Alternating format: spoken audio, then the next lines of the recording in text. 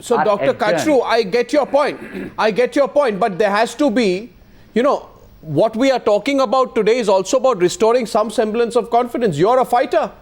You've been fighting ever since, you know, what happened to Aman. And I think Valarian Santos is also a fighter. He's fighting after what happened to Keenan and Reuben.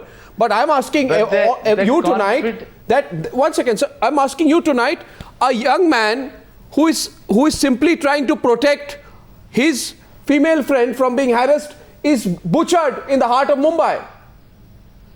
And the police is asking the girl, for all that you say, the police is asking the girl, first you say, you prove that there was eve teasing, then we'll file a case of eve teasing. I don't agree with the word, but that itself should be questioned. Why should the woman prove anything? Why should the victim prove anything? Why should the victim prove anything? We have the perpetrators of the crime who are right there. You have this case where we all are talking about bystanders. Bystanders don't have any legal responsibility. They have a moral responsibility. And this moral responsibility was taken by Santosh. But what happened to Santosh? What happened to Santosh? Well, then the other citizens also have that duty, but Santosh was the only one who came forward. That's the wrong understanding of the law. But let me tell you, I don't know how you got this impression that the girl was asked to prove that she was molested or she was being raped. Sir, one minute. Why she's saying so? I think we are trivializing the whole debate by unnecessarily taking the police only to task. No, I'm not. I think there's a larger question of the society. There's a larger question of how the parents bring up their children. There's a larger question of how the education institutes are teaching the students what kind of moral standards we are giving. This is all I'm saying. Tomorrow, if there's another victim, another case, will the police go, 1 minute, sir, will the police again go to the victim and say, you know, onus is on you? My dear Arnab Goswami, there is a murder charge, which is a far more serious charge, and these charges are going to be added. Why are you losing patience over these matters and not discussing because I'm sorry to say this, that till the media picked up the case, and now I will say it very clearly. I do not think that is the correct thing. Sir, the police are not so dumb and deaf. They would have applied these sections in any case. They have applied without your prompting. They have applied. Sir, without the media picking up the case, the police did not charge the boys with section 294 and 509, which is required to deal with these sections. I have it on record. In all fairness, there is absolutely no doubt about the lawlessness in this city and in this state. Having said that, it won't be completely right to jump the gun and blame the police at this point of time for not framing those charges, for the simple reason that any person who has an understanding of the law would not preempt and say this. For the simple reason, a police records a FIR case on the basis of the information it receives. After it receives the information, it's supposed to investigate the matter. You're telling me the process. You're telling me the process. And the police has filed 302, which is an even serious Rahul Narvekar, just 4 feet away from you, is sitting the father of someone who still today. No, I want you to look at him in the eye and say this is the procedure, because explain to Valarian Santos, who's fighting for his son. He says today I can't. Every night I go and look at my son's bed, and so many parents today will be empathizing with him, and I just want to know today what sense of closure or justice there is in this country, where every time you have a tragedy like this, the whole law is read. Like I've stated earlier, there is no doubt that there is complete injustice, and what happened was absolutely uncalled for and not acceptable in a civil society. But having said that, the pattern, the system that we have in our country, the laws that we have, the CRPC that we have for Criminal Procedure Code has to be followed.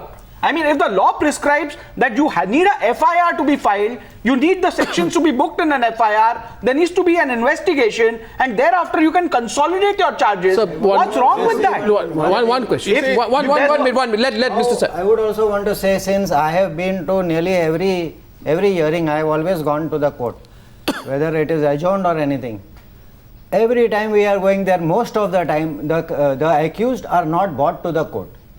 Well, one second. This is very important. Speak up today. After 3 or 4 o'clock or after when the court is going to be closed. Now, who is responsible for bringing them, and why are they not being brought? Let me tell you.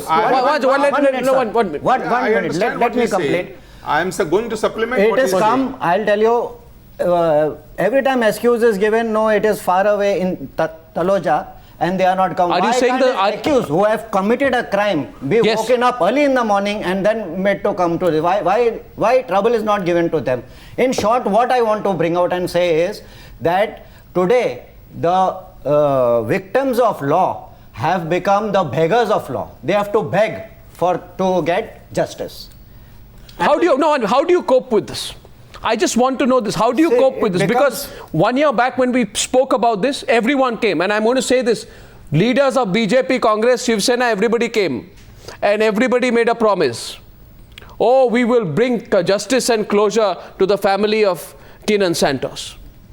Everyone came. The Chief Minister. The Chief Minister of Maharashtra was on a program with you, was he not? Absolutely. Was he not, Mr. Santos? It was on your show. Yes. Mr. Arnab, it was on your show that I was at my place and through a satellite link, you were speaking to the Chief Minister. Speaking to the Chief Minister, you were also there. So if the Chief Minister is watching today, what would you say to him? I have given him about 5-6 of points that I felt was needed in this the place. One was that I wanted a fast track court.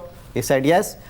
Second point was that I told him that I want a PP of my choice, and he said yes, I will give you that, and he fulfilled it. He gave me Mr. Ujjwal Nigam. Third point was I told him that the emergency number 100 has to move from analog to digital, because the girls were struggling to call up and they could not. And he said yes, that even I agree that it has to be done. Now also, I'm not sure if it is redone or this thing. And another point, I had told him about Kokilaben Hospital, this thing, but he said that was a medical thing and he could not decide. No, and then also, I asked him, I told him about making molestation, sections non-bailable, and he agreed to that. But till today, certain points were given to me, no doubt, I'm thankful also for that, but certain things are not given, and even fast track what was given is 1 year. this 1 year now. After 1 year, the framing of charges has been done. Most of the time, excuse was given. I just want to ask you one thing, that I just want... all the media pressure that you brought on, your channel brought on, etc., what happens to the common man? No, but you see, the thing is that you pick up, you put media pressure, and then these issues come to light, and I know that sometimes out of fear of embarrassment and shame, politicians respond. But I simply want to know how you cope with this. Mr. Santos, I am wondering today that I see Aman Kachroo's father, Dr. Kachroo, a very strong, a positive fighter. And I find that in you as well. I just want to know from you, both as fathers, and what is it that is pushing you on? Because there must be something that takes you to court, something that takes you, Mr. Kachroo, something that takes you to fight somebody else's battle, having experienced the greatest loss yourself. No, what do you get a sense of frustration, sir? Do you feel frustrated when you see this case happening in Mumbai? Can I say to you now, it's been 3 years of frustration every day.